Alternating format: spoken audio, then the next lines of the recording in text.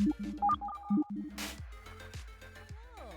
welcome back once again to Lady Arcaders Out of Bounds Toronto. I'm Zokubun. Don't worry about Diddlesor. Diddlesor will be back. But with me, I have one of our upcoming performers, BunniestBunRena. How many people are watching? You know, that's an extremely good question. How many people are watching? We're going to say just you and me and like a couple of Pokemon to the side. Sound good? I'm going to assume at least 50 or more people are going to exclusively know me as the Echo the Dolphin Girl for the rest of my life. And that's right. We are here to interview you about the Echo the Dolphin showcase coming up later today. I paused before showcase because this is one of your unhinged rants. It's true. I'm very excited. If you have not tuned into Attract Mode before, Rena does a recurring series on Attract Mode that we call Unhinged Rants. And let's talk a little about the one you're going to do today. Happily. So, Echo the Dolphin. Somehow. And I mean, I talked to you a little about this. I always confuse it with Echo Quest, but you know, it's definitely not Echo Quest. How much Echo did you play as a kid? You know, it's actually very fun. None. I have never played Echo as a kid. It's a very recent fascination of mine. I feel like Echo has only gotten better as time has gone on. It's a very, very interesting game that I feel like is even more fantastical looking back at it than it probably was at the time. It sort of comes in this like fascination I have. The way I would describe it is that Echo is one of the first of like original games that really feels built more for its artistic intent rather than its like merits as like a full game. Like sometimes I must admit it's not the most fun to play, but I've heard that a lot about Echo the Dolphin. But I feel like it creates a very unique atmosphere, and I feel like it has a lot of artistic merit for the choices it makes, and I feel like that was very intentional, and I find that absolutely fascinating. So I've just been thinking about dolphins a lot. And actually, just in case you have never heard of the Echo the Dolphin, let's talk a little about that. So what is Echo the Dolphin as a game? Other than an artistic choice that has apparently aged like fine wine. Masterpiece. A masterpiece. Echo the Dolphin is a series of games that started on the Sega Genesis, masterminded by one Ed Annunziata, our one and true only Holy Lord up above, and our good friend. It spanned for quite some time. It made its way onto the PS2 one time and then disappeared forever up until like a couple months ago. Wait, it's back? Was that a bad question to ask? It's back. Oh. We're back. Echo's back, baby. It's all bits. It's all bits. That's what we're here for. But okay, I'm going to move us along for a bit.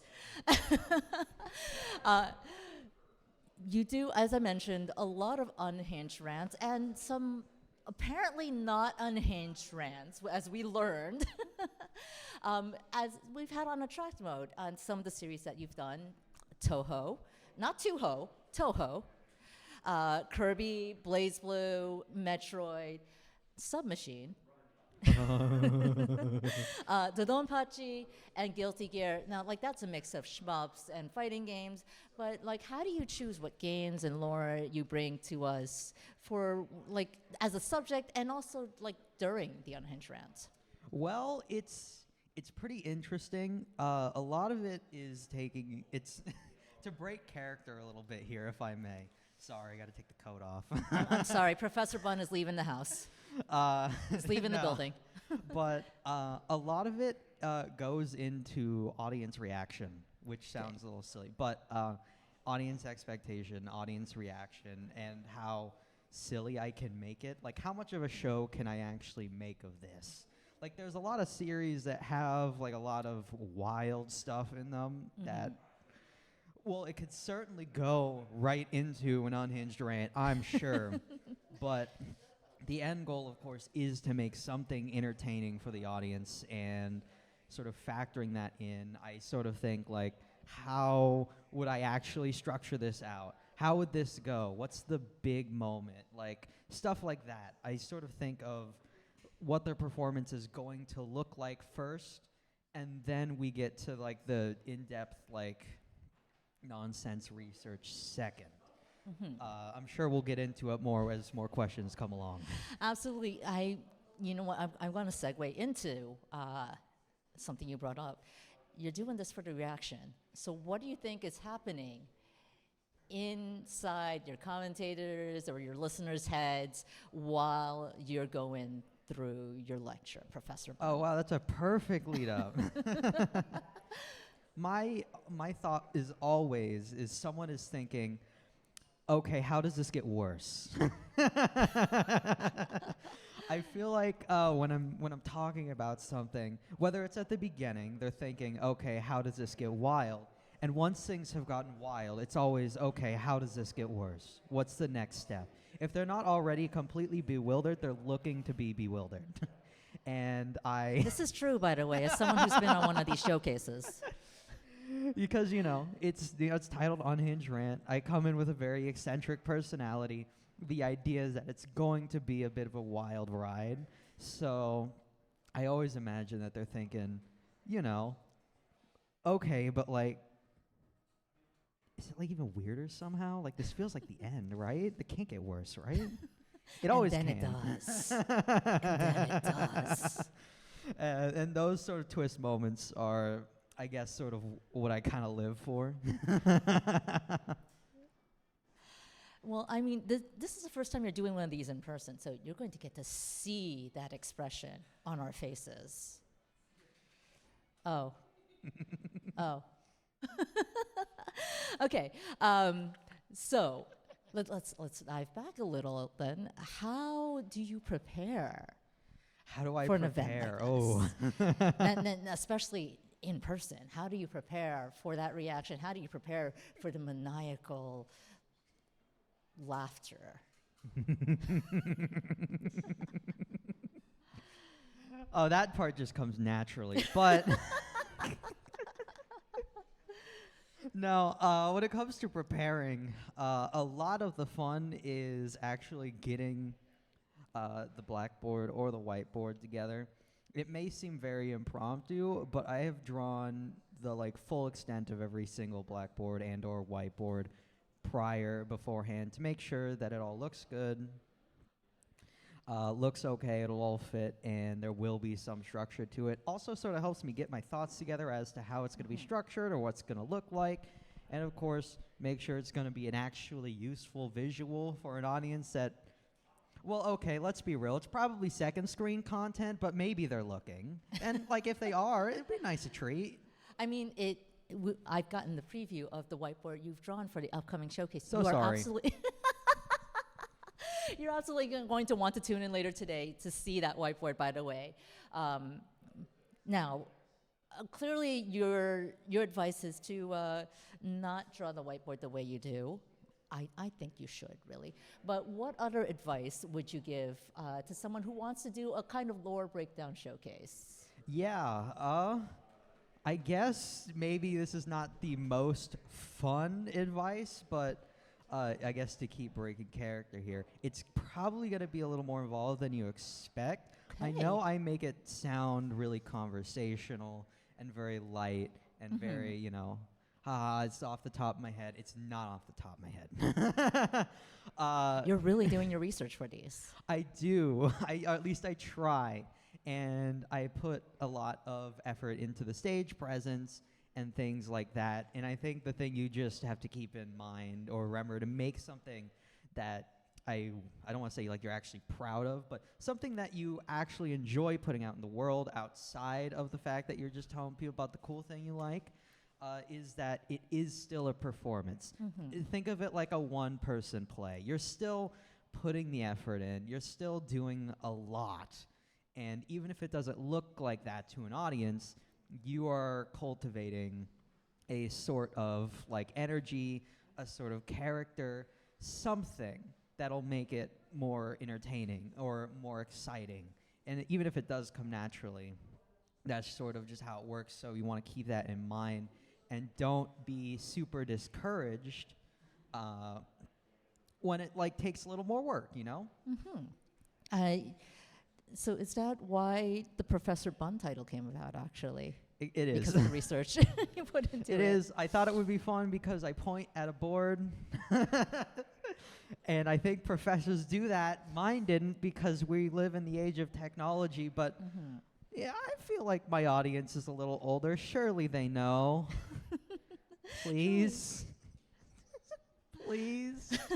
I think they do. But speaking of audience, this is a speedrun event. And also, actually, speaking about research, this is a speedrun event. So is there a speedrun of Echo the Dolphin? And how much do you know? Oh, there is. Oh. It's like 20 minutes, which makes me sad about how much time I spent on that game. But, you know, that is very nice. No, the speedrun is actually very entertaining. I do recommend you watch it. They do this funny little wiggle, you see. Ooh. I don't know how it works because I've only watched the speedrun, but they do this funny little dolphin wiggle, and it displaces Echo's sprite, or at least displaces Echo in some way, and you can move into walls, which in a game that is entirely comprised of mazes, walking around in the walls is very efficient. And it makes me mad because I had to go through the mazes. I got insta-killed at least 17 times in hard water, and I'm still mad about it. I'm still mad. That game has passwords. It doesn't have continues. It sounds like we're going to have to do a little homework, possibly, before this lecture, but also maybe during and after as well. And I've got one last question for you, Professor Bun. This is Lady Arcaders Out of Bounds Toronto, which is a woman and femme focused event. So do you have an inspirational woman or femme that you'd like to shout out? My mom, she hasn't kicked me out yet. Shout outs to Reno's mom. We got a shout out to Reno's dad yesterday, so shout out to Reno's mom as well. Jokes aside, really, I do think my mom is the most inspirational person in my life. She is absolutely wonderful. She's a gamer.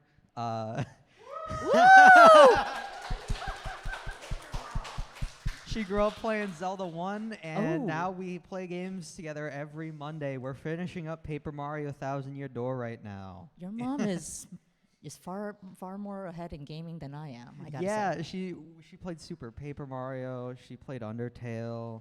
We've gone through all sort of litanies of good video games at my behest. But I think she enjoys it, and if she doesn't, whew, what a good actor. You know what? That is definitely inspiration. I'm taking that away with me. But before we throw you back to video games, we've got some more things we want to shout out. Oh? Because... Wait, I'm not the most important person in this room? No, unfortunately. You're not even the most important being in this room. That honor belongs to our little friends here. It's all bits. It's all bits. It's all bits. But we are, again, doing Lady Arcaders Out of Bounds Toronto, and we've got some limited time merch that you can get right now. And I'm going to go ahead and drag someone in. Put your hands together for... Look at that dress. Isn't that dress cool? Don't you want to buy? Don't you want to buy it right now? That's right. Well, this dress is not limited time only, but it is a special design by our very own Mecha Momo that you can get at tantramerch.com/ladyarcaders!merch in the chat to get that link if you are in our chat, but also go ahead to that website because we've got some limited time t-shirts and Racerback tank tops with our Out of Bounds Toronto logo. Oh, I didn't see that before. Oh, we also have leggings. You could show that on TV. Yeah, it's just a little too risque for speedrun.com's front page. But that's right. These leggings have pockets. They do have... They have 2 pockets. Oh. Woo! So you absolutely do want to make sure you get your hands on these. Again, limited time. And shout outs once again to Mekamomo for designing these for us. We also have some wonderful, can we rip those posters off the wall? We also have some notebooks with some designs featuring our characters for the event. Out of Bounds Toronto, that's Sprite, that's Glitch, that's Kate. Kate, spelled K8. And they're here having a drink at the Society Clubhouse. You can get notebooks with these, folks. Once again, that's tantramerch.com/ladyarcaders. And any purchase you make will also help support us to keep events like these running. So get your hands on some of these today. Not on Metroid Prime, though. I don't think she'd appreciate that. Get your hands on those notebooks. Imagine all the horrible things you could draw. They would see all of Imagine it. the rants, the unhinged rants you could start in those. You could torture them forever. Oh my gosh. But we do have some more games coming up, so I'm going to throw it back to the break screen. Get your quick stretches in, get some snacks, because we've got more Pokemon Snap coming right up with Snowball SMB. Go, play video games now.